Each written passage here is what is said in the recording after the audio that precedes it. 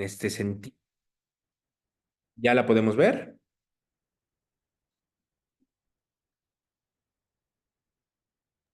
Sí, ya se puede observar. Perfecto. Entonces, habíamos comentado, cuando hablamos justamente sobre la prueba pericial o el dictamen, en este caso, deben contemplar diversos elementos o diversas características justo para hablar sobre la idoneidad, la fiabilidad y la aplicabilidad en el ámbito jurídico.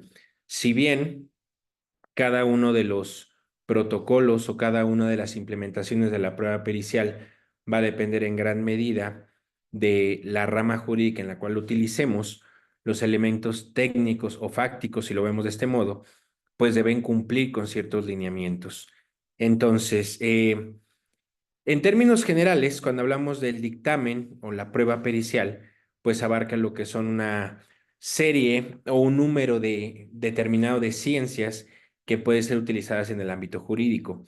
Uno de los primeros filtros que debemos de contemplar precisamente es saber qué tipo de ciencia voy a utilizar y esta ciencia, cómo la voy yo a integrar al ámbito jurídico.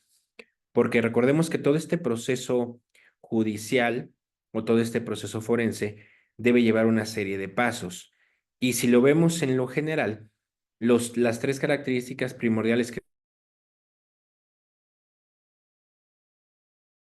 el dictamen y en tercer punto, cómo voy a utilizar el dictamen, tanto desde el punto judicial del razonamiento probatorio y la valoración racional de la prueba, como lo que veremos en la tercera sección, cuáles son aquellos elementos que yo voy a interrogar o contrainterrogar justamente para este tipo de procedimiento. Incluso sabemos ya en etapas avanzadas en este proceso judicial, tenemos incluso la etapa de refutación sobre estos procesos. Entonces es muy importante que ya sea yo como ente jurídico o como servidor público o como abogado postulante, saber qué elementos tiene para saber si lo que estoy presentando cuenta precisamente con la fiabilidad y la confiabilidad de utilizarlo.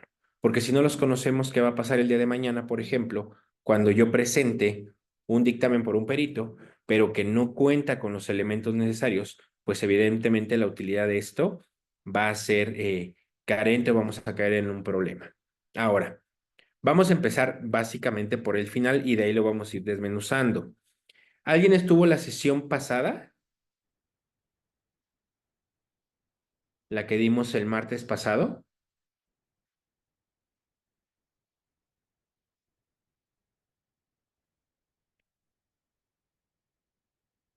¿No? Ok, muy bien.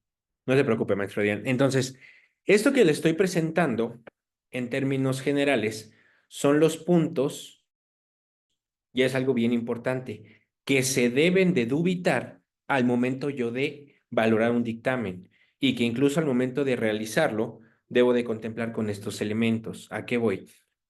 Estos, en total de 13 puntos que los podemos dividir invariablemente, son los puntos que yo debo de analizar más allá, por ejemplo, de las propias conclusiones. ¿Qué es lo que pasa? Que muchas veces, ya sea como ministerio público o como abogado, malamente se tiene de que me voy a las conclusiones para ver qué fue lo que emitió. Pero ¿qué pasa si no cuento con un proceso riguroso o con un sustento técnico suficiente para darle validez o darle fiabilidad a las conclusiones? Pues invariablemente las conclusiones no deberían ser, más allá de si son correctas o erróneas, no pueden ser valoradas de forma idónea. Hemos escuchado aquellos puntos de la valoración integral de la prueba o la sana valoración. ¿Sí hemos escuchado de estos elementos o puntos? Que son cuatro que contempla, No. ¿no? Ok, eso lo vamos a ver más adelante. Estos elementos del sano juicio o la sana valoración nos hablan de cuáles son los criterios que debo de valorar yo como ente jurídico para saber si la prueba, el dictamen o incluso el propio testimonio que me están presentando es adecuado para ser utilizado. No hablo propiamente de valorar si me es útil o no para el juicio, sino simplemente si cuenta con los elementos o características para ser contemplado. Ahora, estos 13 puntos que yo les menciono los vamos a ir desmenuzando gradualmente y de ahí pasaremos al análisis integral, nos habla de el dictamen, cuál es su razonamiento técnico, cuál es su proceso secuencial teórico y tercero, cuál es la compatibilidad o la correlación que tiene con lo que estoy estudiando. Porque si no cuento con alguno de estos elementos, la confiabilidad o la propia fiabilidad del dictamen sería muy bajo. Entonces, punto número uno, cuando hablamos de teoría del conocimiento, hablamos en términos generales en dos elementos. Uno, que la solicitud o la intervención que se haga tenga relación con el perito que lo esté emitiendo. ¿Cuál es la situación? Es muy importante que hablamos del quién.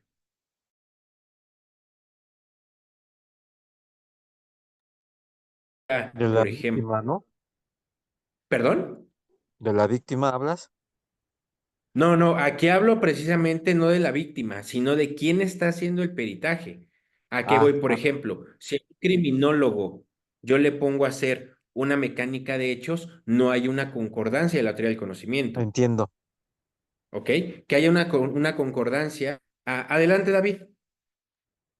Profesor, ahí entraría lo de la idoneidad del perito, que el perito sea idóneo en la ciencia donde se va, bueno, donde va a plasmar su conclusión. Efectivamente, aquí dentro de la parte es la idoneidad de la persona de quien va a emitir el dictamen de la opinión técnica, que la formación especializada cuente con dos características. Uno, que sea afín a la intervención que me están pidiendo y dos, que cuente con la credencialización necesaria para poder sustentarlo. ¿Qué es lo que pasa? Todos hemos visto a lo mejor dictámenes de psicología oficiales, los hemos visto y conocemos estos famosos test proyectivos. ¿Sí los hemos visto?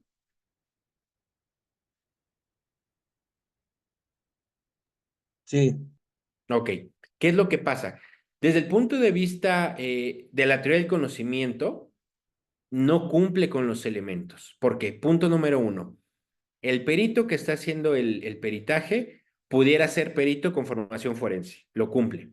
Punto número dos. Pero ¿qué pasa? Al yo utilizar técnicas o instrumentos clínicos para una valoración forense, no coincide lo que estoy haciendo con lo que estoy emitiendo. ¿A qué voy? Es como si yo les dijera que estoy revisando el motor de un coche con un estetoscopio. Invariablemente puedo escuchar el motor con el estetoscopio, sí, es el instrumento idóneo para valorarlo, no. Entonces, ya que hay una discrepancia en la teoría del conocimiento. Hablamos de la persona. Y segundo, hablamos del planteamiento, que haya correlación de lo que se me está solicitando con mi formación, uno, y que las técnicas que utilice sean afines a este objetivo. Adelante, maestro Adrián. Gracias, maestro. Disculpe mi pregunta. Dígame. Cómo voy a saber qué peritaje o cuántos peritajes existen para yo demostrar que es idóneo? No sé si me explique. Voy a poner un ejemplo. Sé que el de dactiloscopía es para las huellas digitales. Ujú. Ahí estoy bien, pero ¿cómo voy a saber si existe otro peritaje similar que es mejor que el de dactiloscopía para demostrar las huellas? No sé si me explico, si mi pregunta la pueda entender. Sí, sí, le entiendo. Mire, aquí la cuestión es lo siguiente. Más allá de que la técnica haya sea menor, corresponde al perito. Pero ¿a qué voy con esto? Por ejemplo, si usted lo que va a hacer es solicitar la toma o valoración de las huellas dactilares, dactiloscopía, lo primero que tenemos que establecer es quién va a hacer esta valoración. Pues un perito con formación de base, que bien puede ser, por ejemplo, criminalística, y que tenga una formación especializada o con un enfoque en dactiloscopía. Eso nos habla de que, en primer lugar, la persona que está haciendo el peritaje tiene la formación adecuada, tiene la especialización adecuada y ya, dependiendo de la técnica o el protocolo, pues obviamente ya le corresponderá al perito decir, bueno, seleccione este método o esta técnica por esta situación o por estas características. Pero entonces ya le tocará al perito comprobar porque esa técnica es la adecuada. pero lo que les toca a ustedes como abogados al solicitarlo es que la petición que yo haga vaya en relación o tenga correlación con la persona que lo va a hacer. Por ejemplo, un criminólogo no podría hablar de dactiloscopía. No sé si quedó claro esta explicación. Sí, maestro, sí.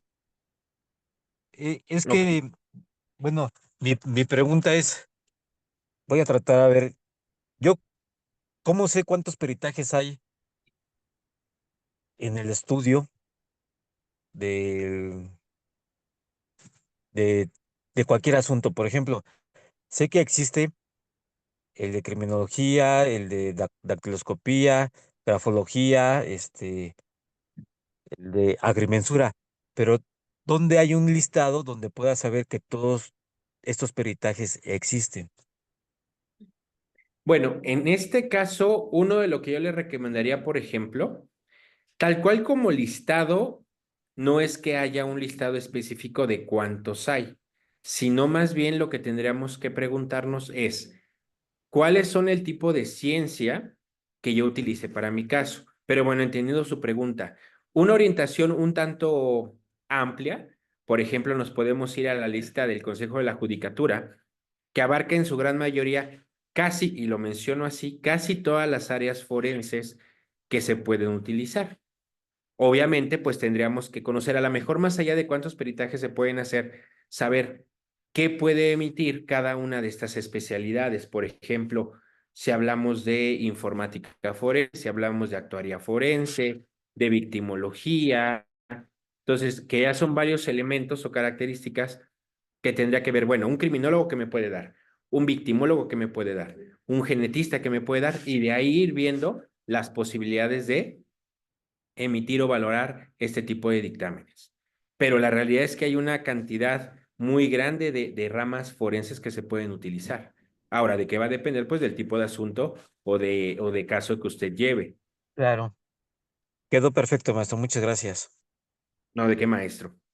Entonces, teoría del conocimiento es eso, en resumen, ¿quién hace el peritaje y que su formación esté apegada a lo que me piden? Primero, y número dos, que el planteamiento o la intervención que solicite vaya de acuerdo a la formación de la persona que la tiene. Eso es cuando hablamos de teoría del conocimiento. Ahora, descripción del objeto de estudio. Es muy importante aquí describir el objeto o en todo caso, vamos a suponerlo, el planteamiento del problema. ¿Por qué? Cuando yo hablo de un planteamiento del problema, hay una nomenclatura específica de cómo desarrollarlo, que incluya, por ejemplo, qué se va a hacer, a quién se le va a hacer, por qué se le va a hacer, en términos generales, ya lo veremos más adelante, para que esto tenga una correlación o pueda tener una vinculación científica, que es distinto a una vinculación jurídica. Recordemos, los dictámenes no son vinculantes, pero son orientativos. Pero, por ejemplo, no es lo mismo que yo diga que el perito valore a tal persona. ¿Ok? En términos generales, se está pidiendo un verbo, la valoración, y el objeto a la persona que estoy yo evaluando, que bien puede ser la víctima, el victimario o alguien más. Pero, ¿qué pasa? Si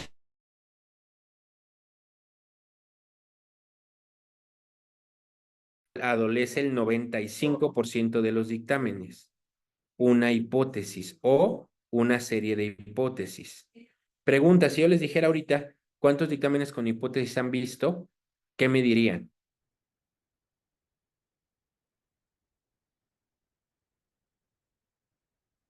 ¿Hemos visto hipótesis en los dictámenes? No, nada más con conclusión. Efectivamente. ¿Y cuál es el problema de ahí? Adelante, David. Hola, profesor.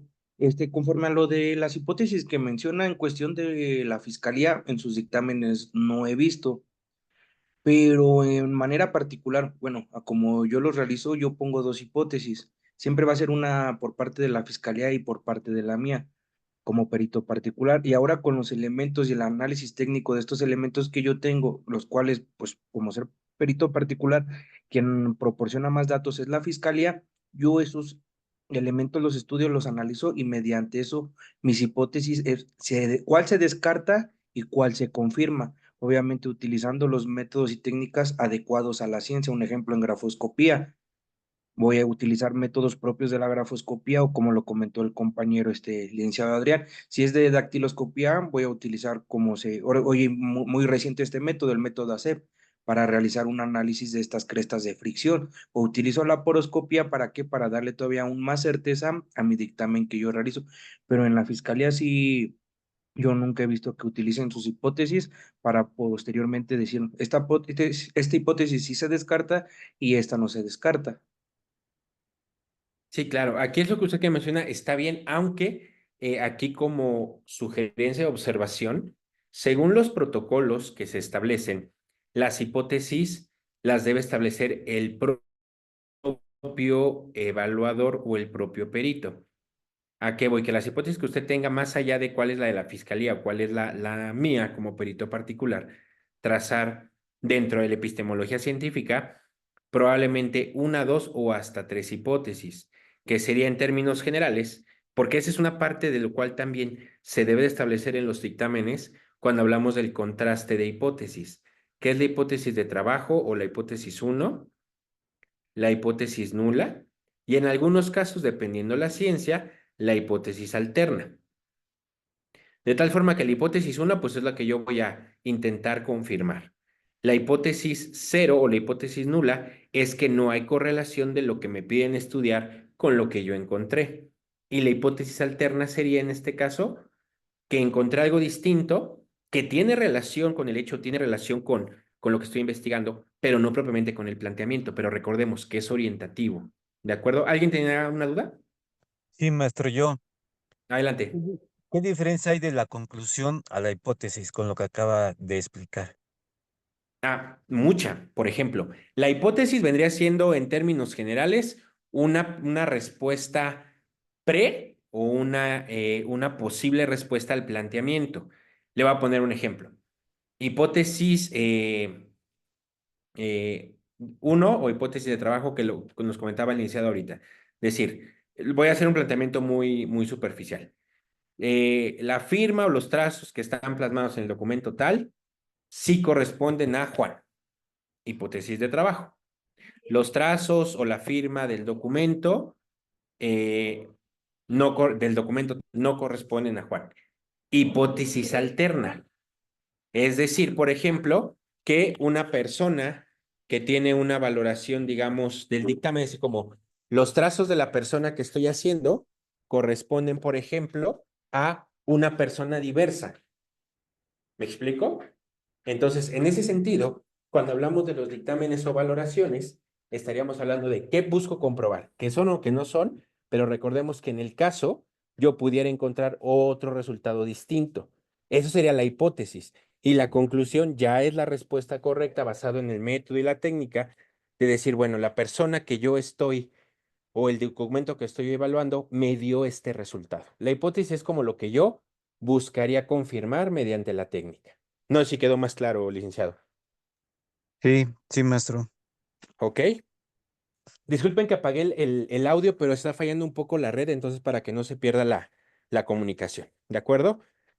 Ahora, ¿por qué es importante trazar las hipótesis?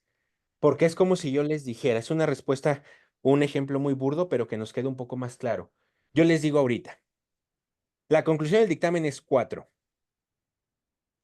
Les hago una segunda pregunta, o les hago la primera pregunta. ¿De cuántas operaciones matemáticas puedo obtener un 4? Infinitas.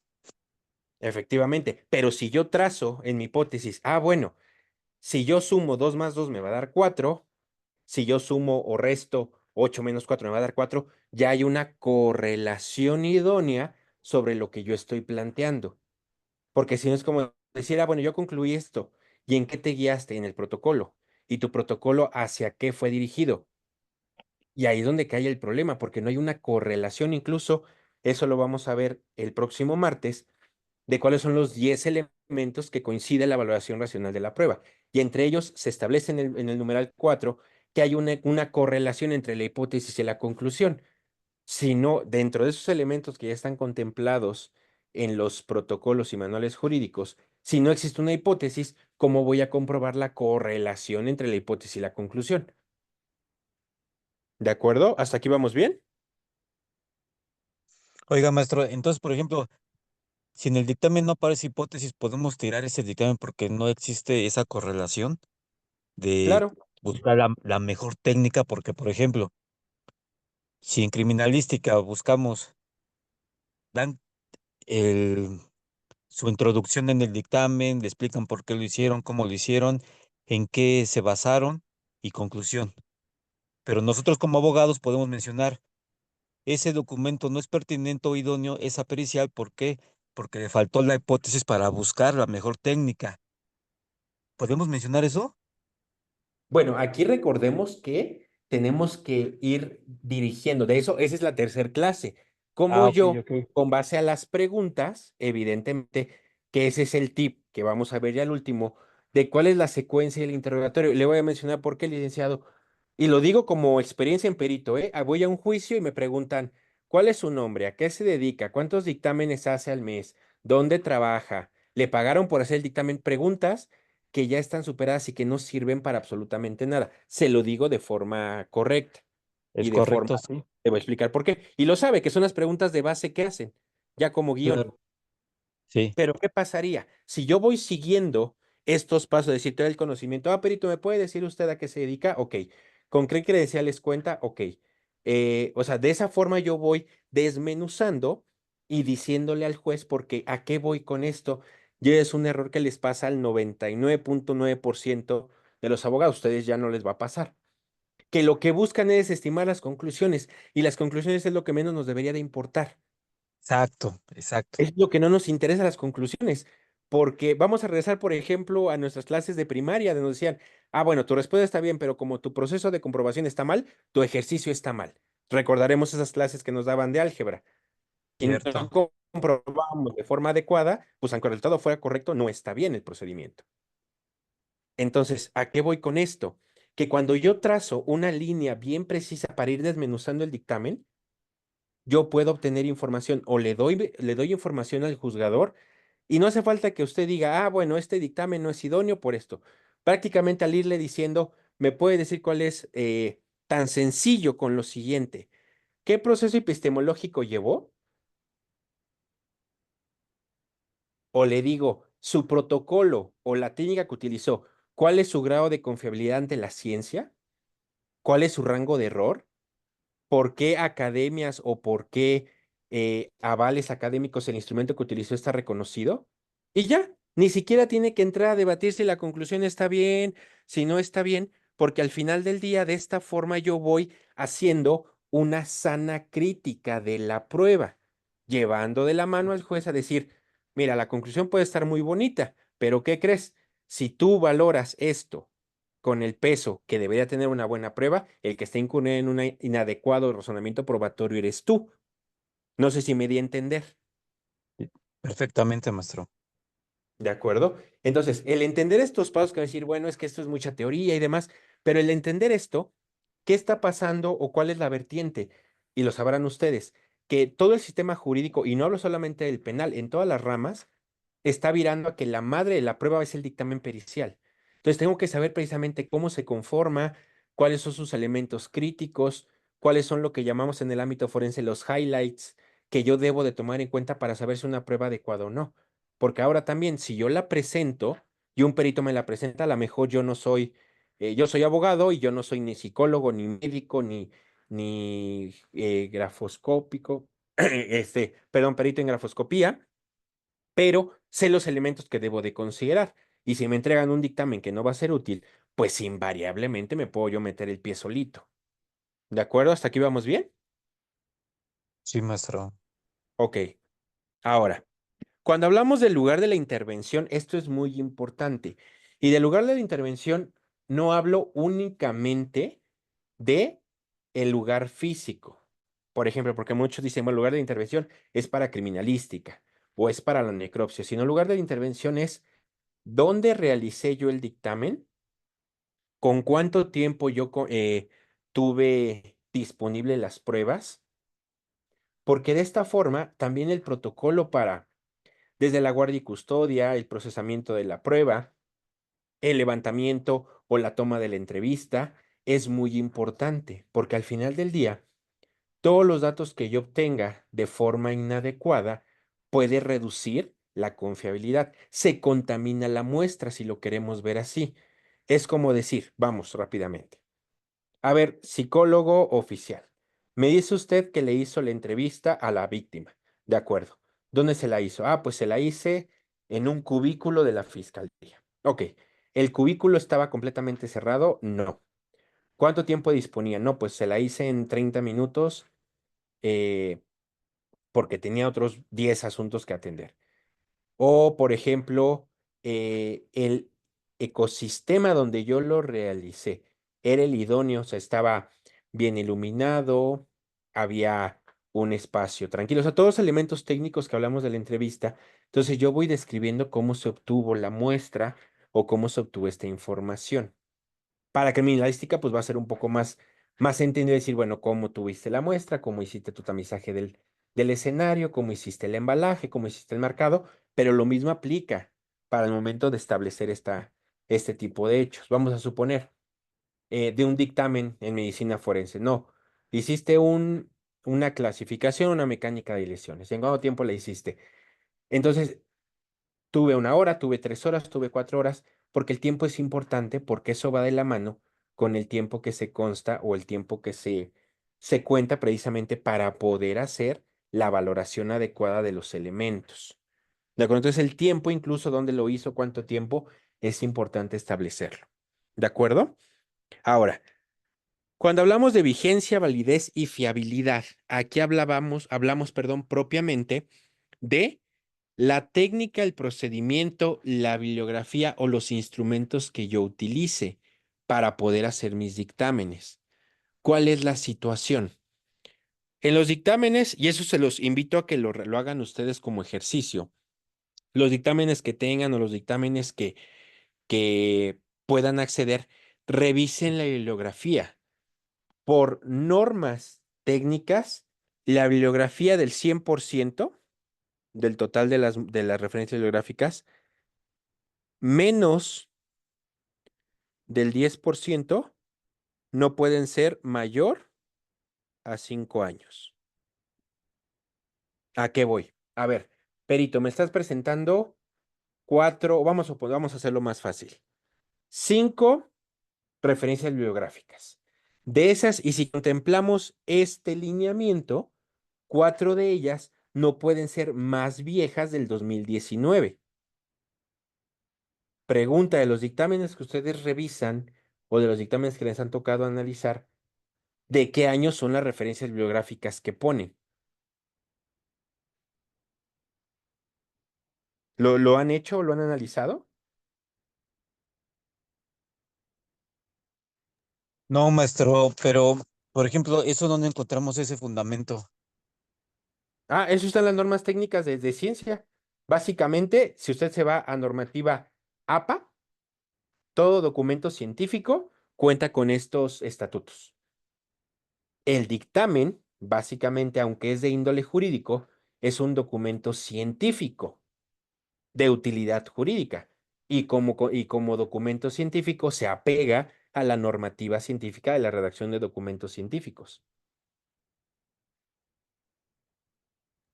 Eh, ¿Eso es una página de internet?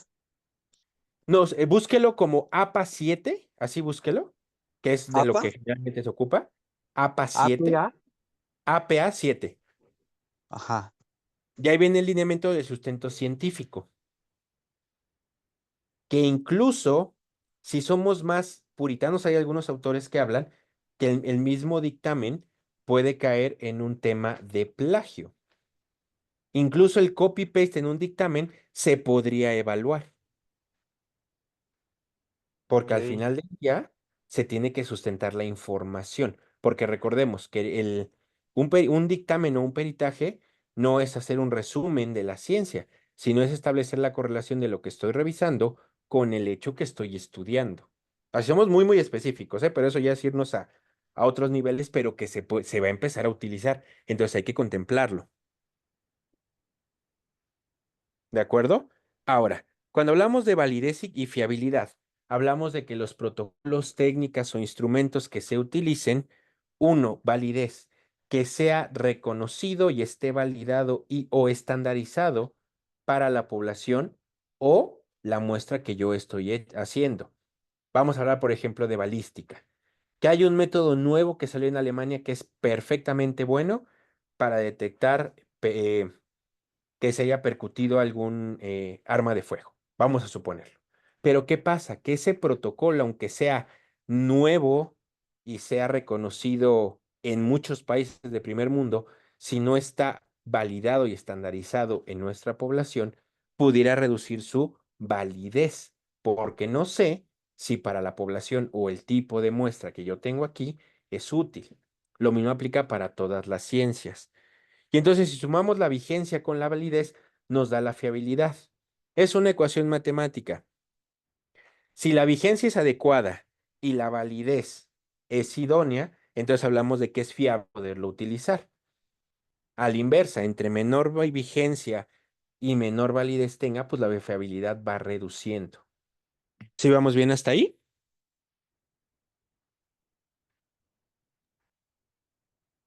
¿O tenemos alguna duda? Todo bien, profesor. ¿Todo bien? Perfecto. Ahora, pasamos a la metodología aplicada. ¿Qué es lo que pasa? Cuando vemos la metodología, un porcentaje bastante grande de los dictámenes, igual, no digo que todos, pero sí un porcentaje nada despreciable, que dice metodología. El método científico o metodología, la inducción, la deducción, análisis y síntesis. Y hasta ahí se acaba. Pero ¿qué pasa? Que algo importante que yo tengo que contemplar es que cuando hablo de la metodología, es colocar de forma enunciativa e incluso en forma enumerativa cuáles son las técnicas, procedimientos e instrumentos que yo voy a utilizar. Vamos a suponer, vamos a psicología. Ah, bueno, me están pidiendo evaluar la esfera psicoemocional de la persona. Ah, bueno, para valorar la prueba tal, para valorar, por ejemplo, los funcionamientos, las funciones superiores, voy a utilizar tal prueba. Y para valorar la cuestión emocional tal, y para valorar y evaluar la resiliencia tal. Y entonces voy enlistándolo para saber que el instrumento es adecuado. Y eso mismo debe de tener ahora para acá, pasando y correlacionando con este y con el anterior, que estos métodos o técnicas que yo utilice estén validados, sean confiables y tengan un grado de eh, fiabilidad ante la ciencia. Nuevamente volvemos al ejemplo de las pruebas proyectivas. Ya se sabe que una son pruebas clínicas, dos, se sabe que su rango de error es muy grande y por lo tanto no se debería de utilizar porque no hay una compatibilidad y validez epistemológica. ¿Por qué? Desde el punto de vista, vámonos al más alto nivel epistemológico, que es el razonamiento deductivo, es decir, una prueba clínica me sirve a mí para valorar un funcionamiento o unas características forenses, la respuesta es no.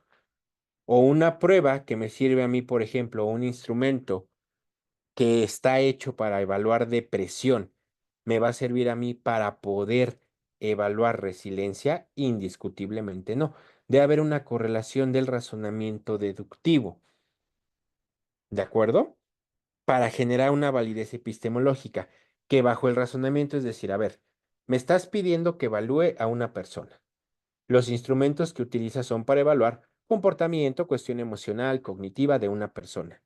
Y entonces me estás concluyendo o me estás dando información en relación al pensamiento, el razonamiento y la toma de decisiones de una persona.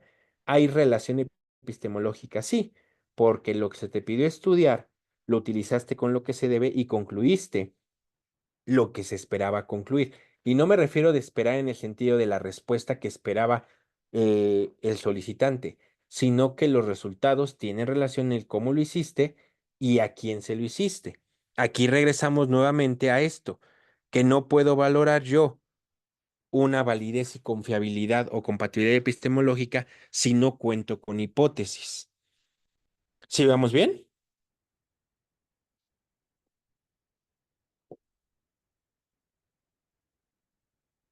¿O tenemos alguna duda hasta ahorita? Todo bien, profesor, por ¿Todo mi bien? parte. Perfecto. Ahora, la rigurosidad científica. Aquí realmente lo que estamos hablando particularmente es que eh, el proceso mediante el cual yo realicé estas valoraciones, punto número uno, tengan validez.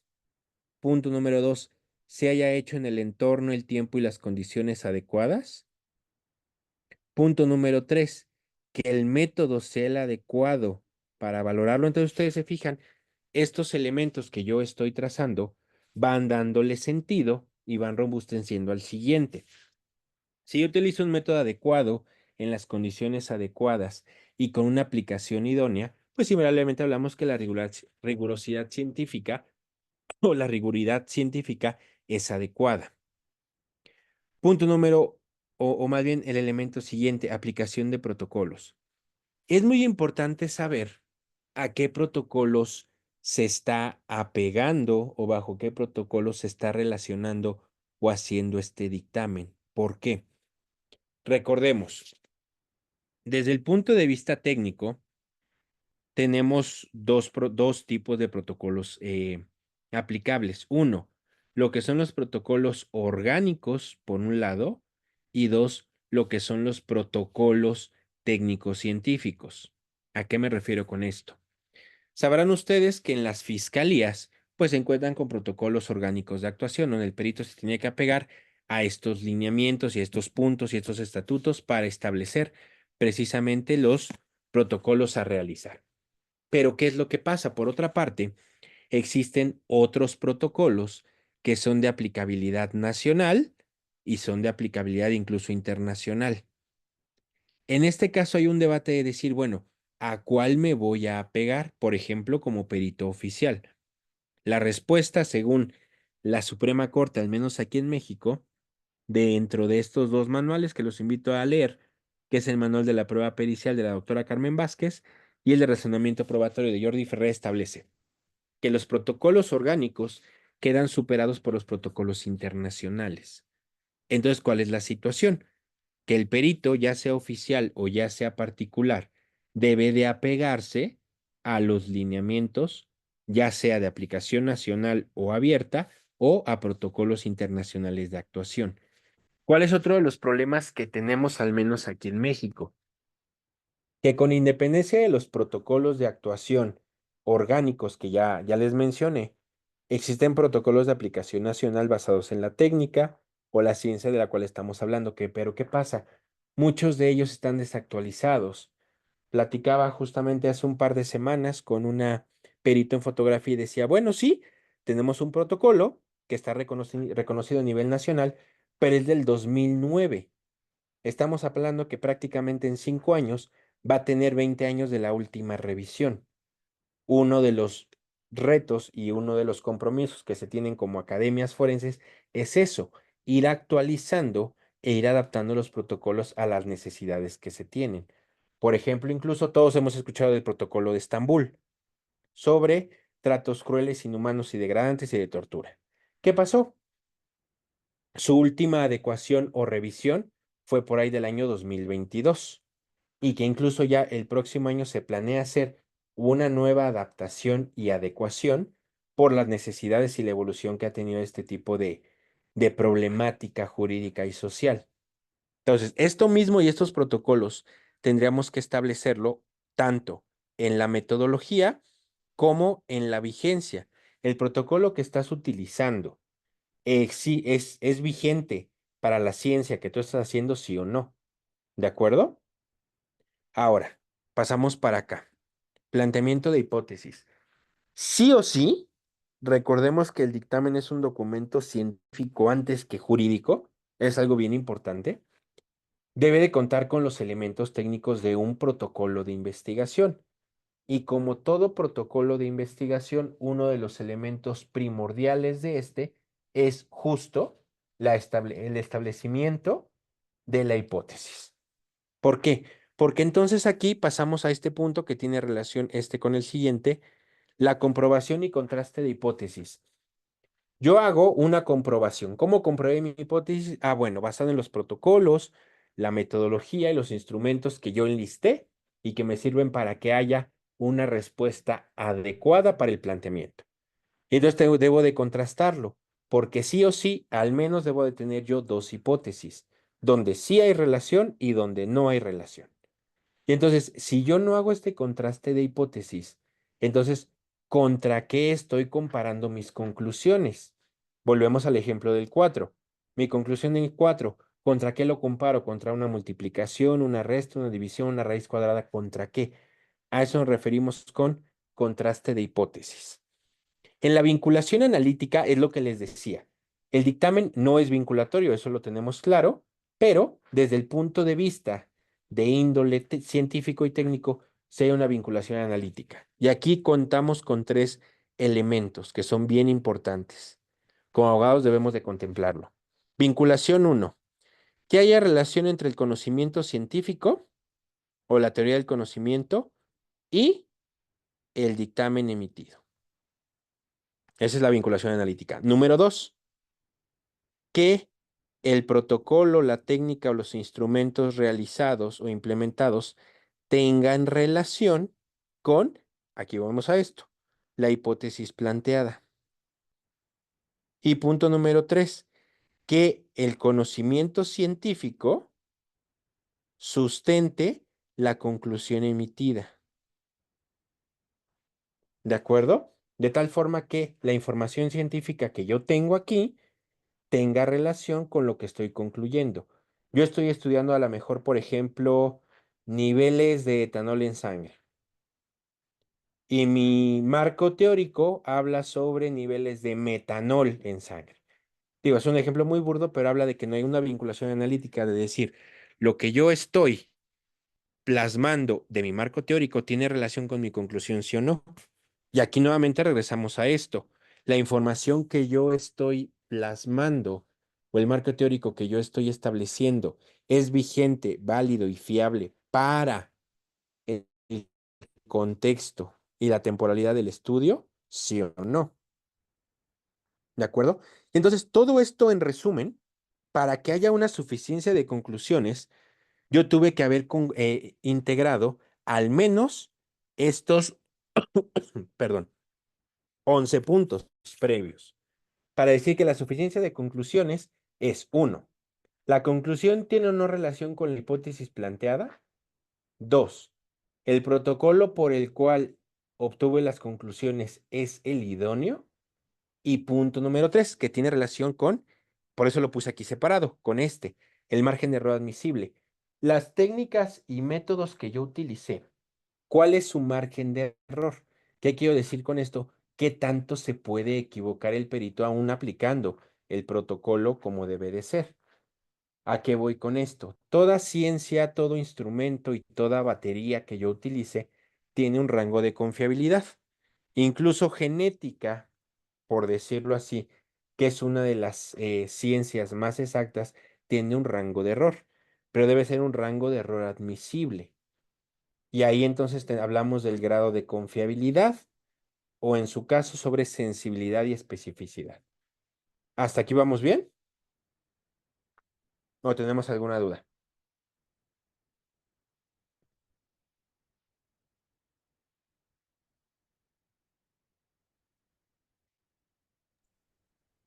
Yo, profesor, en, Adelante. en cuestión donde menciona que la conclusión debe de tener relación con la hipótesis, antes de eso comenta sobre el conocimiento científico y la comprobación con la conclusión. ¿A qué quiero llegar con esta información? Yo ya tengo mi fundamento dogmático, ¿no? Donde Sí, yo extraigo información de autores que ya se sometieron a una comprobación científica en una comunidad, de varios científicos que manejan los mismos conocimientos.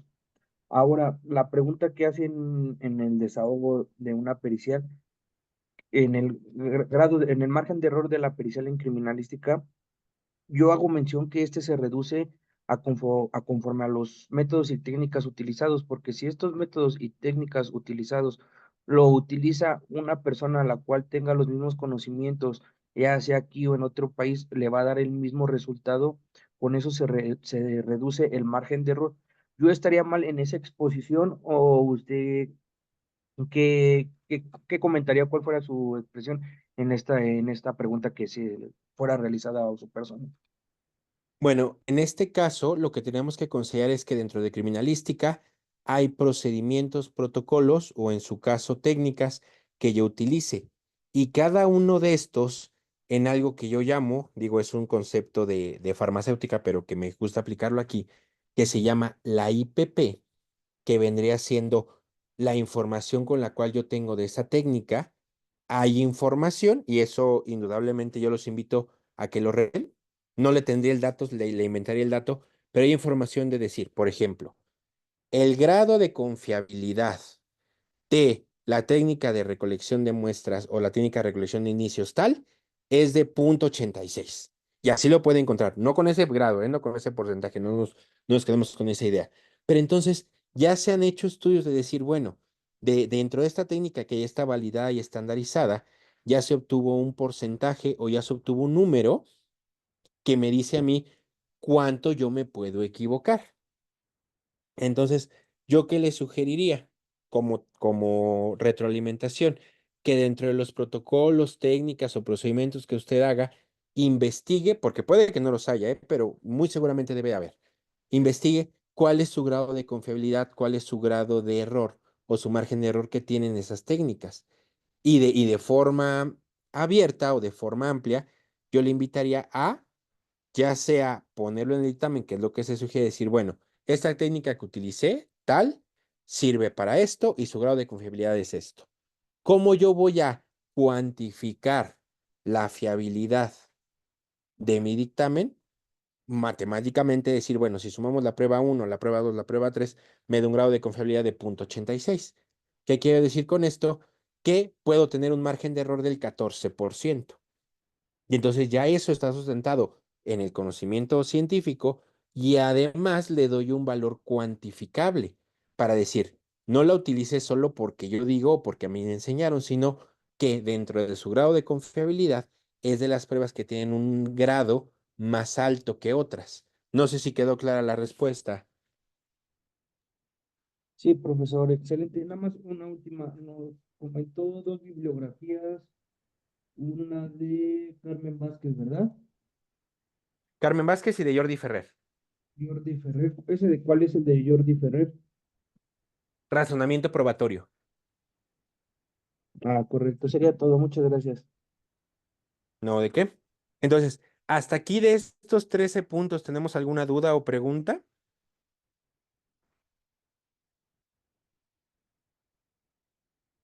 ¿No va todo bien hasta ahorita?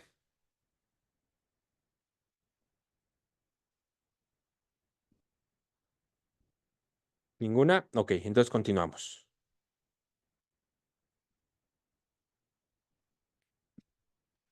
Ahora, ¿qué importancia tiene la prueba pericial en el procedimiento jurídico?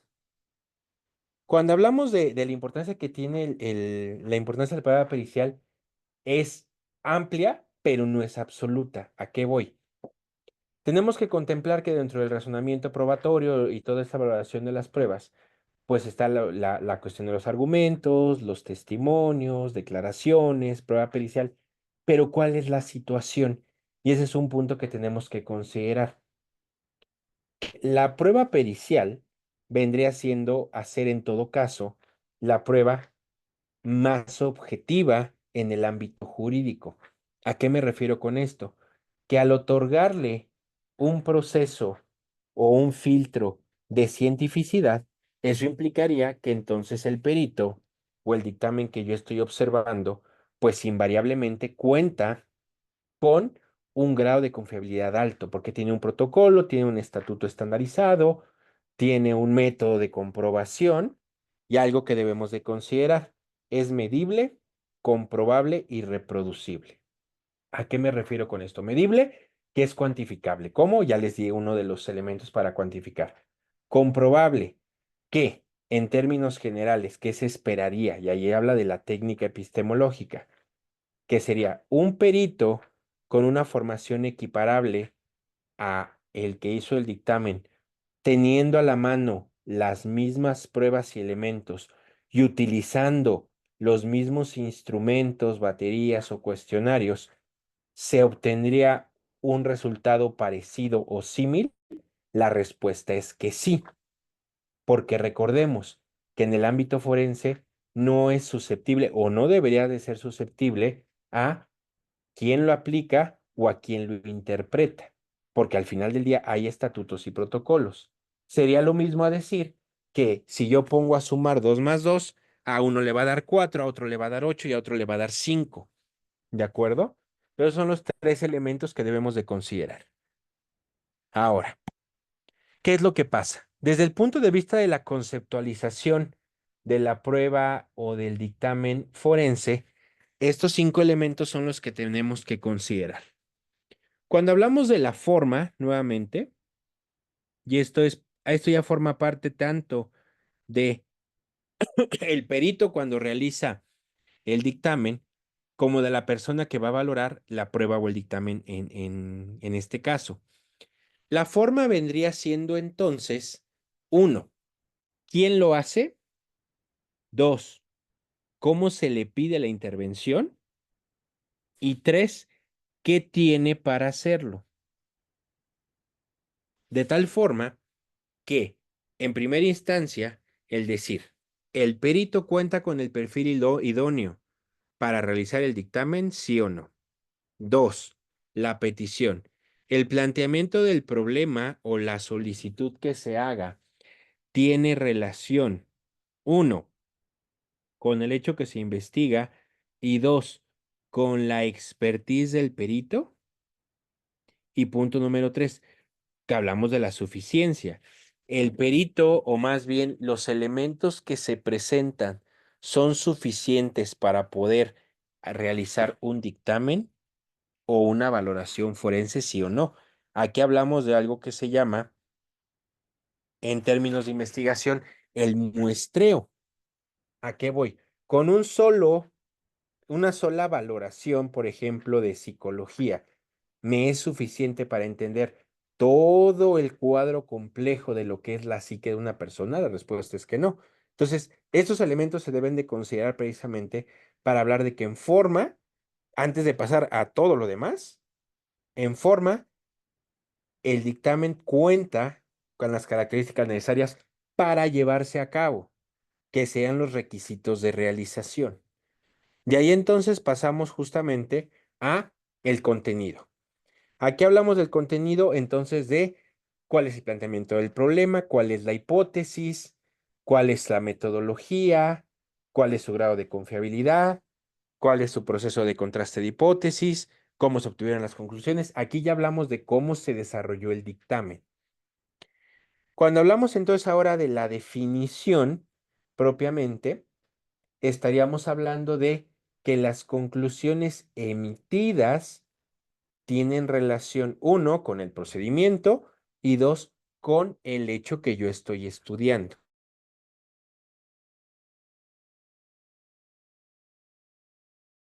Realizado.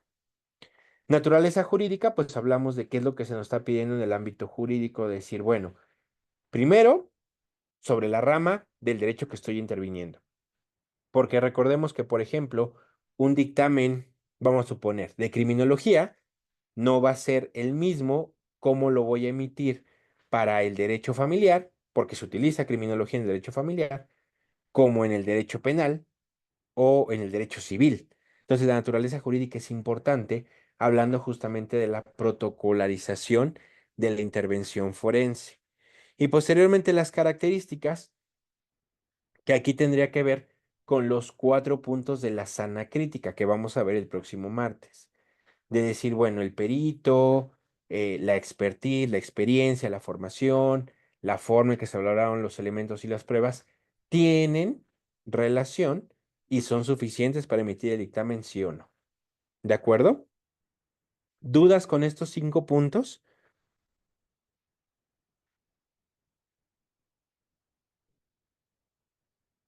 ¿O va todo bien?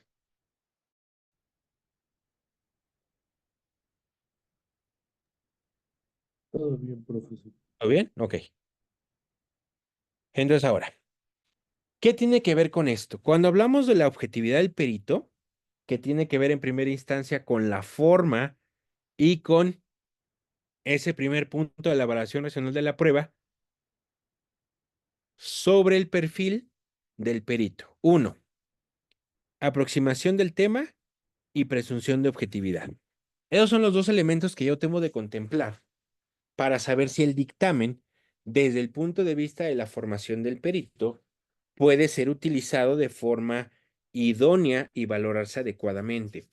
Aproximación del tema. Punto número 1. Hablaríamos de quién es el perito, credencialización, experiencia, formación.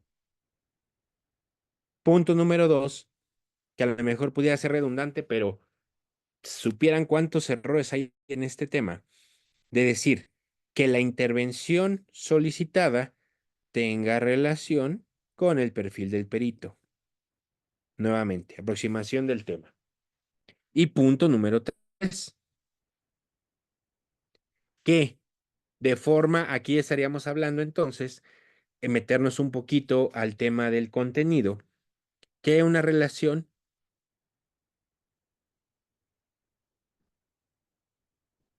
de los protocolos o las técnicas utilizadas con el conocimiento teórico. Hablamos de la vigencia, la fiabilidad y todo lo que vimos anteriormente. Ahora, cuando hablamos de la presunción de objetividad, estaríamos entendiendo en términos generales de que el perito, uno, pues va a tener la menor cantidad de sesgos al momento de emitir sus conclusiones. Entonces, cuando hablamos de la presunción de objetividad, estaríamos hablando de que el peritaje o el dictamen que yo estoy analizando o estoy juzgando cuenta con un grado de confiabilidad alto. ¿Y cómo llego a la presunción de objetividad? Punto número 1, regresamos. ¿Quién es el perito? Punto número 2, ¿qué se le solicitó? Punto número 3, ¿con qué elementos contó para llevar a cabo el dictamen?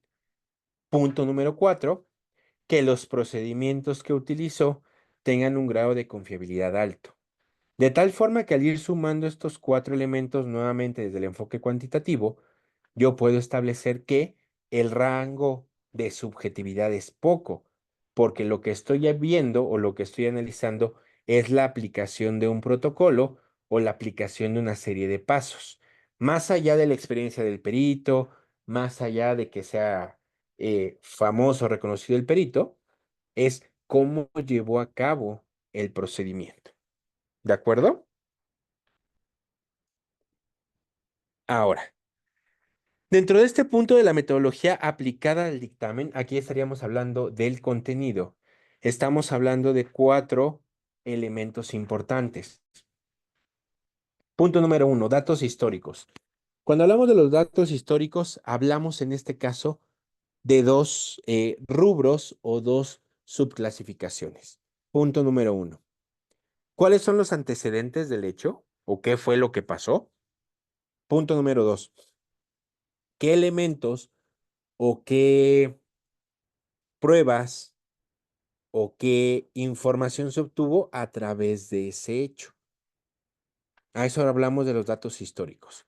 ¿Con qué contó el perito? ¿Y qué es lo que sabía el perito sobre el hecho que se está investigando? ¿De acuerdo? Ahora, el método aplicado. Porque al final del día, cuando hablamos de un método científico, y es muy importante llevar esta secuencia lógica, decir, bueno, si yo estoy obteniendo información de una entrevista, por ejemplo, el método o la técnica que voy a utilizar debe ser apegada a obtener información de una entrevista. Si es de por ejemplo, un arma de fuego, balística, si es sobre las características de un cadáver, pues hablaríamos de una necropsia o de medicina forense. Entonces vamos viendo que el método tiene que estar apegado a lo que yo estoy investigando. Me voy a regresar a lo que hablaba de aquí, que justamente la teoría del conocimiento tenga relación con lo que se me está planteando. Punto número 3, intervención de las partes. Aquí podemos bifurcarlo en 2 elementos. Punto número 1, y que es el más importante a a criterio va a aparecer. ¿Con qué voy a robustecer mi propio dictamen? ¿Y esto por qué es importante? ¿Qué pasa? Cuando yo hago un juicio o cuando yo estoy llevando un juicio, no se presenta una sola prueba o no se presenta un solo dictamen. Incluso de un mismo hecho se puede presentar un dictamen de una parte y un dictamen de otra. Entonces, ¿cómo yo voy a robustecer de una forma, y aquí viene la palabra o las palabras clave, trans, inter y multidisciplinario, los dictámenes que yo estoy trabajando? No recuerdo quién nos preguntaba hace un momento decir, bueno, ¿cuántas técnicas o cuántos peritajes yo puedo utilizar? Pues son muchos, pero la idea es que en el sentido estricto de las cosas, el dictamen uno tenga relación con el 2, con el 3, con el 4, asimismo el 2 con el 1, el 3 y el 4, y viceversa, de tal forma que se complementen. Porque si no hay una complementariedad, se establece desde el razonamiento que no puedo llegar a la verdad científica. Sería básicamente un rompecabezas. Necesito todas las piezas y que las piezas entre sí embonen para ver el panorama global. Punto número 2. La otra parte de intervención o la intervención de las partes tendría que ver con quién tuvo esta interacción con los elementos de prueba. Aquí hablamos de guardia y custodia, la calidad de los elementos, si puede estar viciado algunos documentos o elementos que a mí me sirven para estudiar. Porque al final del día, a lo mejor yo puedo hacer el mejor protocolo, el mejor procedimiento, el más vigente, pero si por sí la prueba está lastimada en ese sentido, adolece de elementos, está manipulada, ya se perdió esa calidad o rigurosidad en la cadena de custodia, por ejemplo, pues reduce la fiabilidad precisamente de este dictamen. Gracias. De tal forma que si yo reduzco esto, voy a decir, bueno, me estás diciendo que obtuviste una conclusión con una confiabilidad de tal, pero si la muestra no es adecuada, pues invariablemente los resultados reducen su confiabilidad. No sé si quedó claro estas dos diferencias entre las partes o la intervención.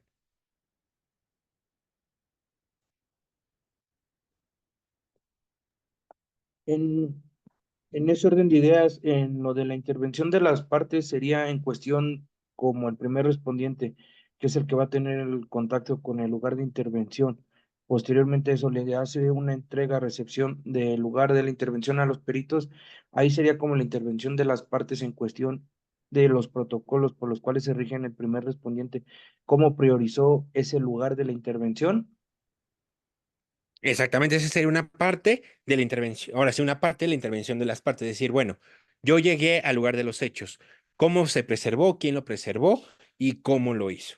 Porque entonces eso me garantiza de que cuando yo hago mi recolección, me da un rango o un margen de confiabilidad. A decir, siguiendo su ejemplo, por ejemplo, su ejemplo, decir, bueno, es que yo llegué al lugar de los hechos, estaba el primer respondiente, pero pues estaba la gente ahí agarrando cosas, no estaba preservada la escena, era vía pública, pues eso, aunque yo haga un método adecuado de tamizaje o selección de los indicios y un embalaje adecuado, pues invariablemente sabemos que la calidad por naturaleza de la muestra va a ser inadecuada, aunque yo haga como perito en criminalística el mejor de mis trabajos.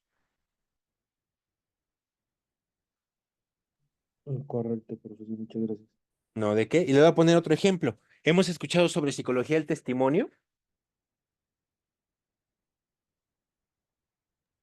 Sí, ¿Qué hace la psicología del testimonio? pues habla ¿Para qué sobre me sirve? un poco, bueno, a lo que tengo hasta ahorita poco conocimiento, habla sobre la percepción de esta información a través de los sentidos de una persona y también hay unos autores que manejan sobre los obstáculos visuales, la habilidad de poder retener esta información, la persona que a lo mejor percibió un evento, un hecho, y ella cómo va a plasmar esa información, porque no es lo mismo de cómo yo estoy captando esa información a cómo yo la voy a expresar. El ángulo donde estaba posicionada esta persona también tiene mucha referencia de cómo fue que ella visualizó ese evento. Bueno, a lo que ahí yo tengo más o menos entendido. Sí, muchas gracias. Efectivamente, parte de esto tiene que ver, en términos generales, sobre la fiabilidad o credibilidad de un testimonio. Quiere decir que una persona que me está dando una entrevista o que está dando una declaración, qué tan confiable o creíble es o qué tan fiable es para poder utilizarla. Y no habla sobre la veracidad, porque muchos llegan a pensar, bueno, es que psicología del testimonio es para saber si está diciendo la verdad o no. No, eso no es la finalidad. Pero ¿qué pasa? Vamos a suponer. Ya entendiendo qué hace la psicología del testimonio, supongamos que se hace una psicología del testimonio bajo esta ley de víctimas, que se evita la revictimización, se va a trabajar sobre la declaración que levantó el Ministerio Público. ¿Qué hace el Ministerio Público? Aclaro, no todos, pero en su gran mayoría, cuando se hace una declaración. ¿Qué pasa con el texto que escribe o que traza en la declaración? ¿Qué hace el Ministerio Público?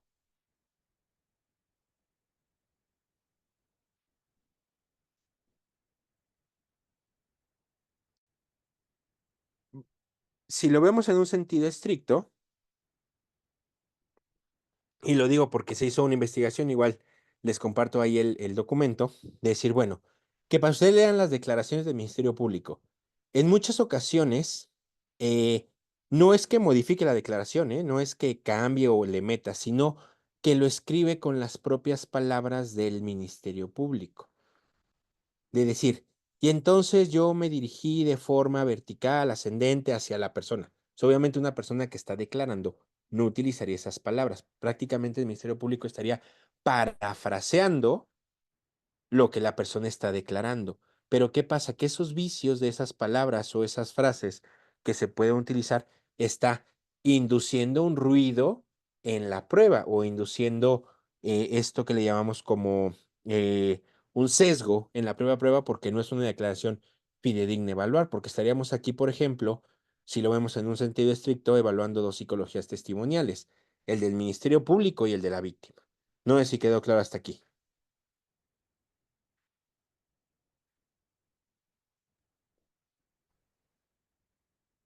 ¿Ok? Entonces, y la evaluación del dictamen pericial, este punto particularmente, lo voy a dejar ahí pendiente porque lo vamos a ver sobre los 10 elementos o las 10 características que yo debo de analizar precisamente al momento tanto de valorar o evaluar el dictamen como del razonamiento probatorio del mismo. Y son 10 elementos que debo de considerar para saber si el método, la persona y la forma en que se desarrolló el dictamen es el adecuado. ¿De acuerdo? Ahora, dentro de las fases precisamente del dictamen y dentro de este proceso que yo les menciono, tenemos las tres fases de la motivación del dictamen. Cuando hablamos de la motivación del dictamen, hablamos del sustento, del objetivo y de la utilidad del dictamen. ¿A qué voy con esto? En este sentido, cuando hablamos de la objetividad del dictamen, metodología aplicada, razonamientos y conclusiones, ahora sí, esto va a ser el preámbulo para lo que vamos a ver en la tercera clase que habla del interrogatorio y contrainterrogatorio. De decir, bueno, conforme yo voy cuestionando y voy analizando el dictamen o voy preguntándole al perito, tengo que ir superando y tengo que ir sustentando estas tres fases de la motivación. Punto número uno, cuando hablamos de la objetividad del dictamen. La objetividad del dictamen se abarca particularmente en tres elementos que debo de considerar. Y dentro de esto es como debemos ir haciendo justamente, o se sugiere, digo, es a elección personal, pero se sugiere ir haciendo precisamente el interrogatorio hacia el perito. O incluso yo cuando tengo un dictamen antes de utilizarlo o ofertarlo como medio probatorio, tendría que ver si este dictamen cuenta con los elementos específicos para poder ser eh, analizados o evaluados. Punto número uno, objetividad. ¿Quién es? Punto número dos, ¿qué utilizó? Y punto número tres, ¿cómo lo utilizó? Y eso nos da el paso a la segunda fase. El quién es. Dentro, me voy a regresar para acá. Dentro de la aproximación del tema, recuerden que yo les hablaba de tres elementos. ¿Quién es el perito? ¿Cómo está acreditado el perito? Hablamos de la credencialización. Punto número tres, ¿cómo llevó a cabo este dictamen? Objetividad. Uno, ¿quién es el perito? ¿Cuál es su formación base? ¿Cuál es su formación forense? Eh, esta formación forense y somos muy específicos en qué consta, de tal forma de decir, bueno, este perito cuenta con una formación especializada en el área que me están pidiendo y entonces correlacionar, bueno, tomamos el ejemplo de nuestro colega que decía, me están pidiendo un dictamen en dactiloscopía y el perito que lo hace es psicólogo.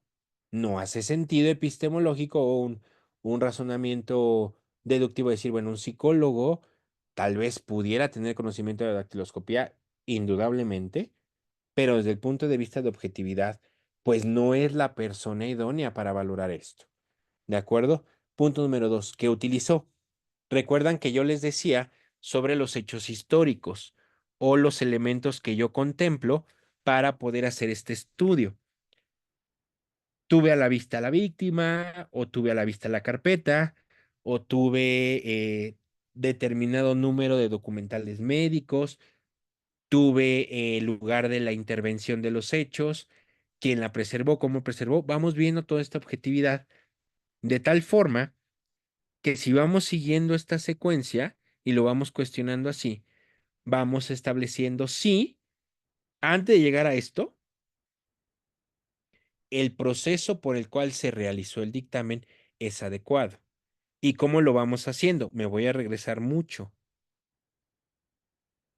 Bajo estos elementos que se sugieren debe de contemplar el dictamen y asimismo yo lo voy a ir desahogando gradualmente o preguntando. Más allá de que, como nos comentaba nuestro colega, bueno, me sirve a mí yo decirle al juez, bueno, es que el dictamen que está utilizando no es idóneo porque carece de hipótesis. No, no lo tengo yo que decir abiertamente, pero sí a través de un cuestionamiento dirigido, precisamente, puedo yo ir estableciendo esta correlación. ¿De acuerdo? Y tercer punto, ¿cómo lo utilicé? Y aquí no hablo justamente de la metodología, hablo, y me regreso otra vez, de esto. Prácticamente estaríamos hablando de dónde realizó el peritaje, con cuánto tiempo contó, cómo utilizó la información que se le brindó, de dónde se obtuvo, cómo se obtuvo. Hablamos de estas características que habla precisamente, me voy a regresar para acá, sobre la intervención de las partes. ¿De acuerdo? ¿Dudas con esto de la fase de objetividad del dictamen?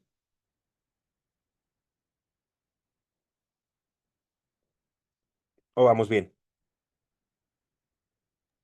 No, ninguno. Vamos bien. Perfecto. Ahora, dentro de la metodología aplicada, recuerden que estamos hablando justamente sobre si el método que estoy utilizando es fiable, es confiable y es vigente. Punto número 2, ¿qué es el adecuado o el más idóneo para analizar esta información? Y punto número 3, que tenga o no relación con lo que se me está solicitando. ¿De acuerdo?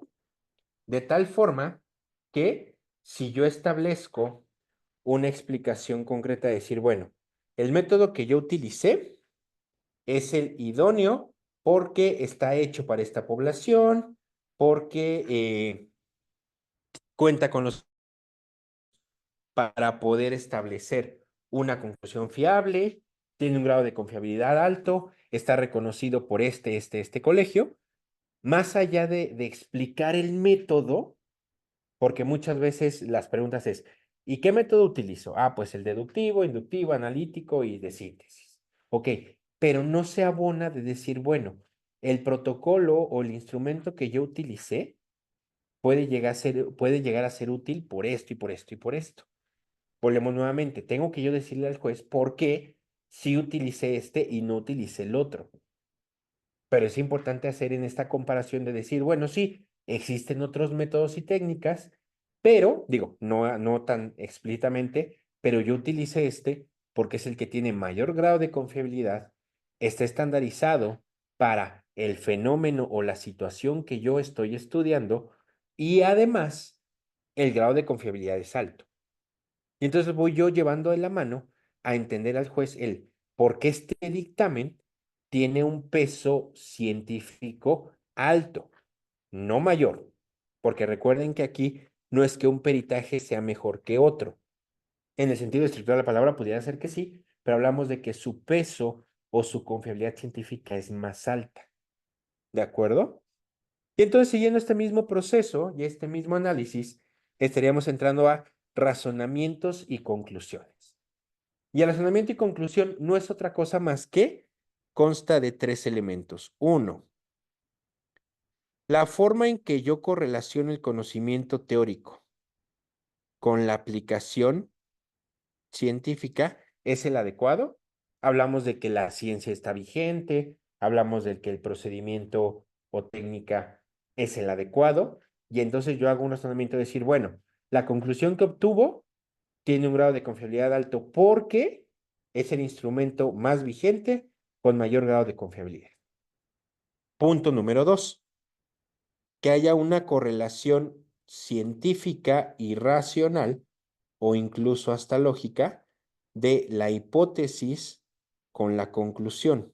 Nuevamente, si yo no cuento justamente con una hipótesis, ¿cómo voy a explicar cómo llegué del paso 1 al paso 10?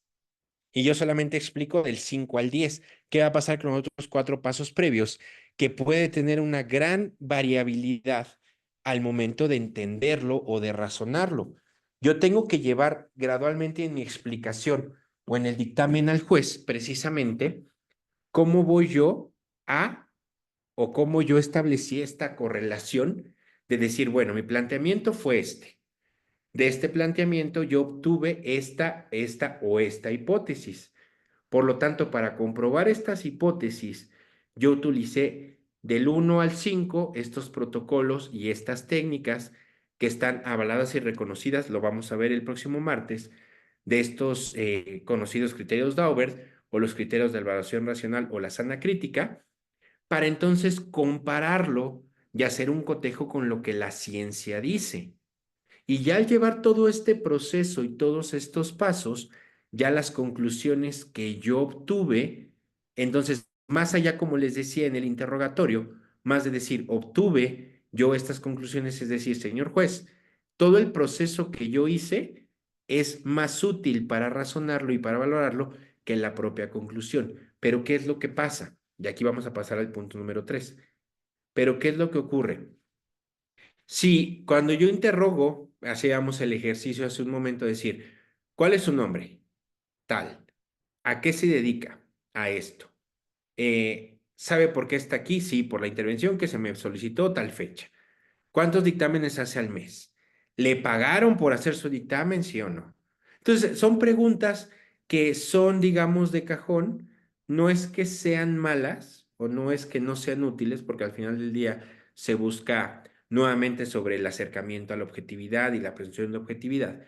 Pero recordemos que lo que me interesa saber es cómo se llevó a cabo este dictamen y si el proceso que yo llevé a cabo es el adecuado.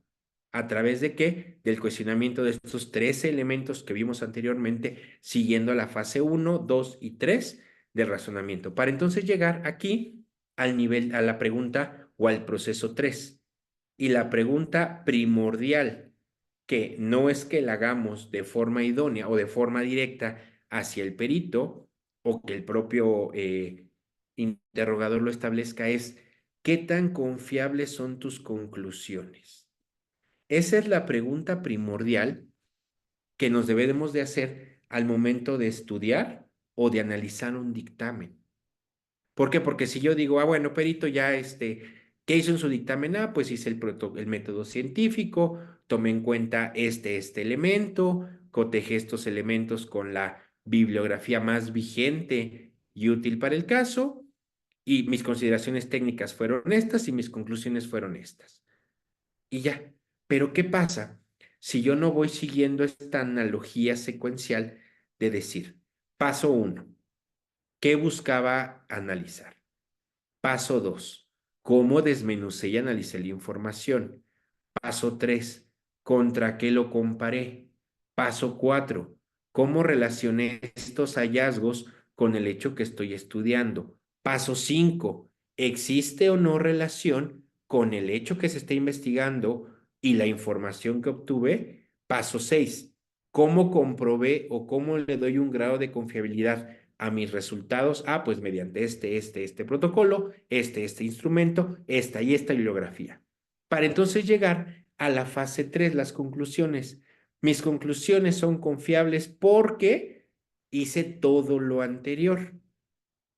Pero ¿cómo yo voy a garantizar que se hizo todo lo anterior? Pues precisamente, y me regreso, estableciendo estos 3 elementos que debo de valorar del dictamen.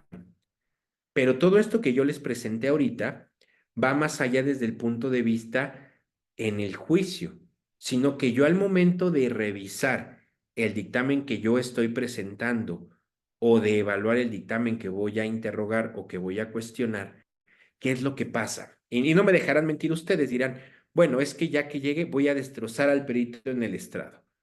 Y no, no se trata de destrozarlo. Un buen interrogatorio o contrainterrogatorio puede utilizar de forma adecuada o puede obtener beneficios del dictamen de la contraparte. Porque al final del día, si yo voy llevando de la mano este proceso de interrogatorio, más allá de que sea un guión de preguntas o una batería de preguntas de decir, bueno, si me contesta esto, le pregunto lo otro. No, simplemente yo voy siguiendo este proceso para ir comprobando sobre la valoración racional estos elementos del dictamen. Pero antes de eso, yo puedo hacer esta misma analogía de un dictamen que todavía no está siendo dubitado en un juicio. Yo voy evaluando, bueno, cuál es la teoría, cuál es su descripción, cuál es su compatibilidad y validez epistemológica, cuál es su vinculación analítica en sus 3 niveles que ya vimos y saber si este dictamen me puede ser útil o no. Porque antes de ofertarlo, pues obviamente yo tengo un panorama general sobre la calidad del dictamen, cuál es su margen de error admisible y que invariablemente me pueda ser útil a mí al momento yo de presentarlo. ¿De acuerdo? ¿Hasta aquí vamos bien? ¿Tenemos alguna duda?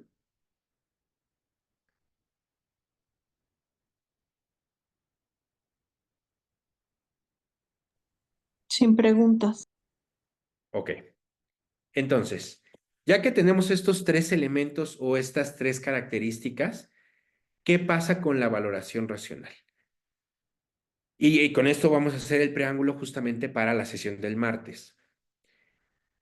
Cuando yo establezco o analizo un dictamen, debo de contemplar 3 cosas primordiales, ya a modo conclusivo. 1, ¿para qué se pidió? Y me refiero al para qué se pidió más allá del planteamiento, es cómo voy yo a integrar este dictamen en el proceso jurídico. Hablamos de la naturaleza. Si es para comprobar un hecho, si es para refutar un hecho, o es para complementar un hecho, porque son 3 elementos distintos. Porque un perito a lo mejor en las diferentes ramas puede comprobar, puede refutar o puede abonar. Y entonces bajo esa misma óptica es como voy yo a ir analizando cuál es la ruta que va a trazar este dictamen. Punto número 2. ¿Con qué otros elementos o con qué otras valoraciones forenses o científicas yo cuento para saber cómo lo voy a ir integrando? Recordemos, y otra parte importante, y eso lo veremos en la tercera sesión, que el interrogatorio no es unitario. ¿A qué voy con esto? Que el interrogatorio de la prueba forense o de las intervenciones forenses debe ser un proceso lógico secuencial. Ahí reitero, yo no soy abogado, pero como perito, ¿qué es lo que pasa? Cuando hablan de decir, bueno, ¿cuál va a ser su orden de presentación de las pruebas? ¿O cómo van a desahogar sus peritos el interrogatorio? ¿Cuál es el criterio que utilizan para ordenarlos? ¿O por qué primero uno, por qué primero otro, por qué al último el otro? ¿Cuál es el criterio que utilizamos? Porque debe haber un criterio de selección. ¿Qué utilizamos?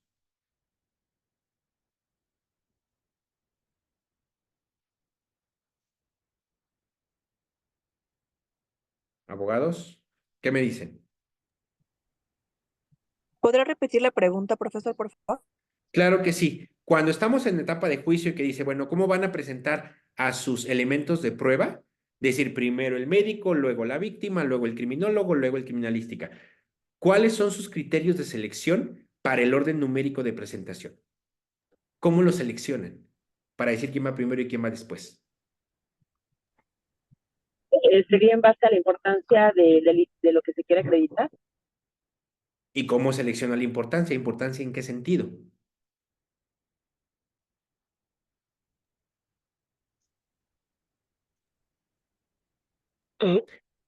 Buenas noches.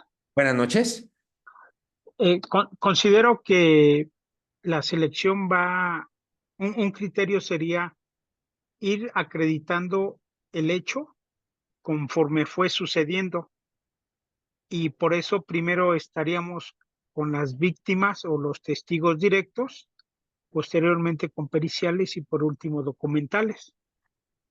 Ese sería un criterio de cómo seleccionar o cómo ir llevando esas periciales, o más bien esas pruebas que vamos a desahogar en juicio. Ok, muchísimas gracias, maestro. Uno, sí, claro. Y no digo que haya un solo criterio, ¿eh? O sea, al final del día debe de haber una secuencia. Lo que nos menciona nuestro colega Alberto habla sobre el criterio de temporalidad, ir presentando de forma secuencial cómo se pudieron ir presentando los hechos. Pero entonces, recuerdan que yo les decía en este sentido que en la integración de la prueba e incluso de los testimoniales o la argumentación debe de ser trans, inter y multidisciplinario. ¿A qué me refiero? Que todas las pruebas testimoniales y argumentos están correlacionadas entre sí. ¿Cómo yo voy a ir? Es un algoritmo básicamente. ¿Cómo de aquí voy a ir integrando las demás pruebas o los demás elementos para que al final del día tengamos una integración global? De decir, todo esto en su conjunto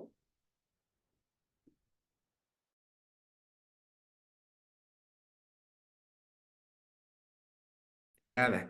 ¿Por qué los dictámenes deben de tener hipótesis? Porque si no tengo hipótesis, ¿de dónde voy a ir sacando precisamente mi diagrama de flujo?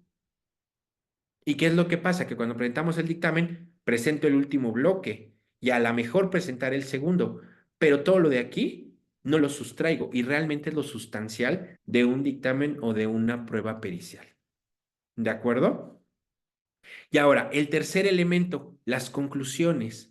Las conclusiones, como les decía al inicio del curso, vendrían a ser lo menos importante en un interrogatorio.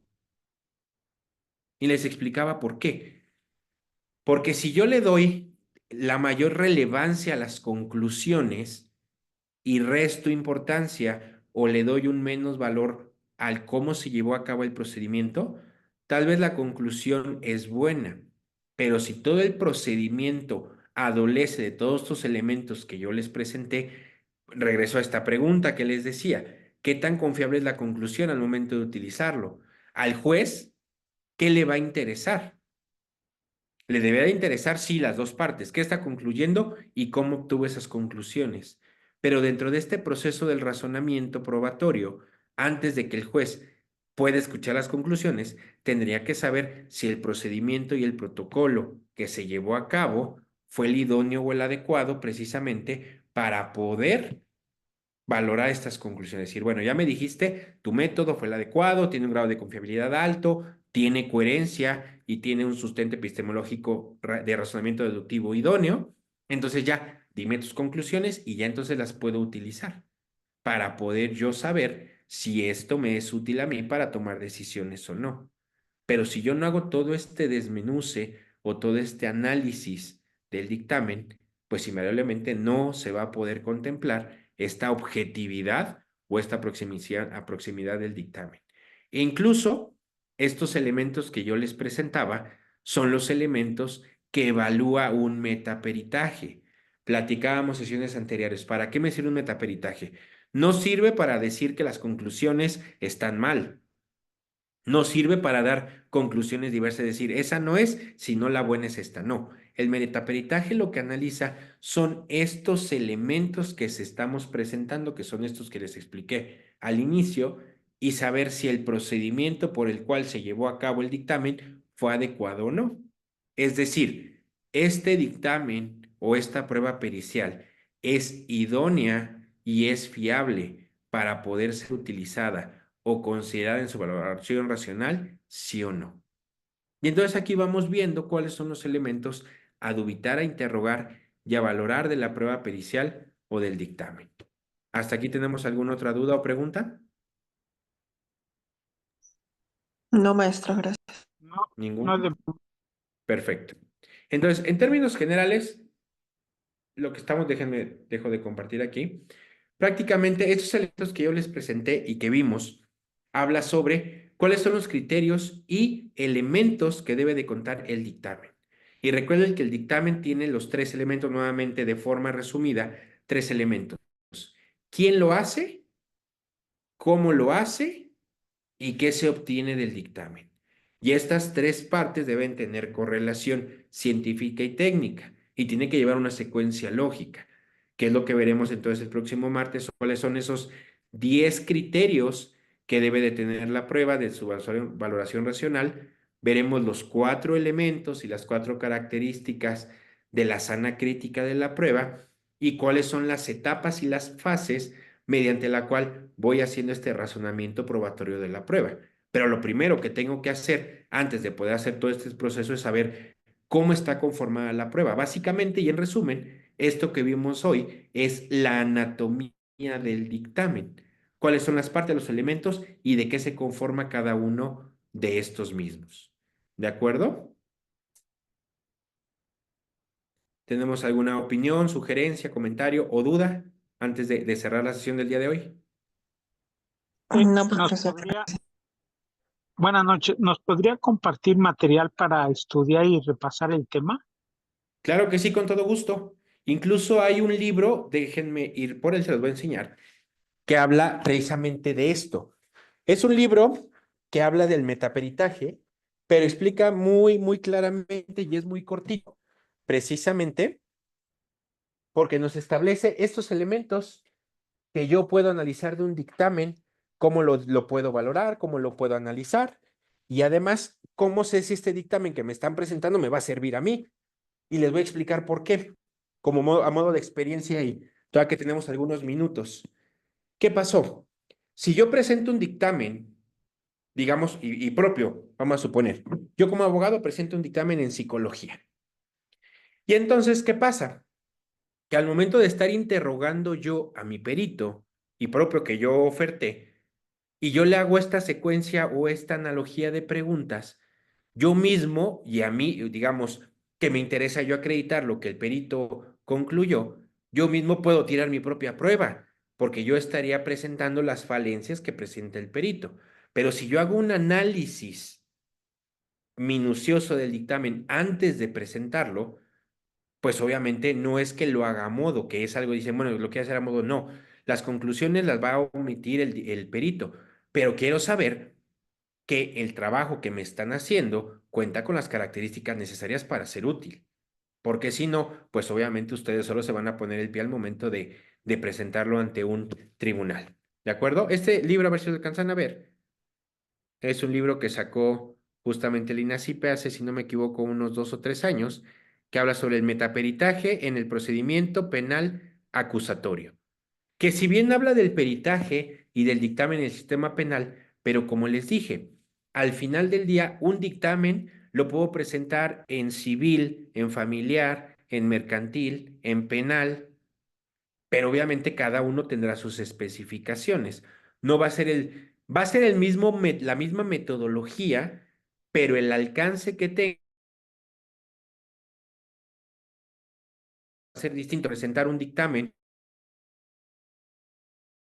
que sí epistemológicamente no es adecuado y que muchas veces pasa. Que yo quiero presentar un dictamen que fue para materia familiar en el ambiente penal o a la inversa, un dictamen en el penal para poder acreditar algo en el familiar. Cada uno dentro de la naturaleza jurídica debe de tener esta correlación. ¿De acuerdo? Así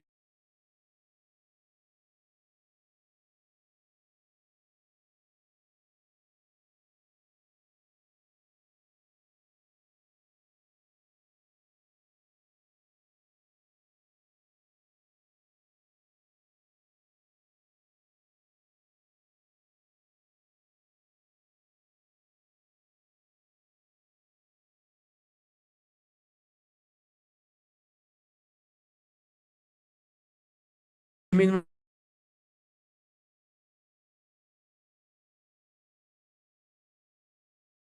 Ya regresé, creo que me sacó de la sesión. A ver, ¿ahí ya me escuchan? Sí, ya, solo como se pasmó. Ah, ok, ok. Sí, se les ¿En qué se escucha. quedó? Para dar la explicación. ¿En qué nos quedamos? Cuando bajó el libro, como que ya se empezó a perder un poco su voz. Ah, una disculpa. Les decía, bueno, después de que les presenté el libro, les decía que asimismo les comparto la presentación y les voy a compartir un artículo que sacó la Universidad de Girona sobre los elementos de la valoración racional de la prueba y los explica así puntualmente de cómo a mí como abogado lo voy a evaluar y yo como juzgador voy a juzgar racionalmente esta prueba. Porque si yo ya sé cuáles son los elementos que me van a cuestionar y cuáles son los elementos de los cuales yo puedo obtener información de mi peritaje, pues si realmente va a ser más útil, ¿cómo lo voy a solicitar? Y recuerden, cuando yo hablo de cómo lo voy a solicitar, no hablo de que sea un dictamen a modo, no, sino que el dictamen que me estén presentando sea de calidad para poder presentarlo y para poder valorarlo. ¿De acuerdo? Muy bien. ¿Tenemos alguna otra duda, pregunta, queja o sugerencia antes de cerrar la sesión? No, profesor, muchas gracias. Perfecto. Entonces, si no tenemos dudas, nos vemos el próximo martes. El tema será valoración racional de la prueba y razonamiento probatorio. Gracias, profesor. Que pasen muy buena noche y nos vemos la próxima semana. Gracias, Muchas hasta gracias. la próxima. Gracias. Hasta luego. Buenas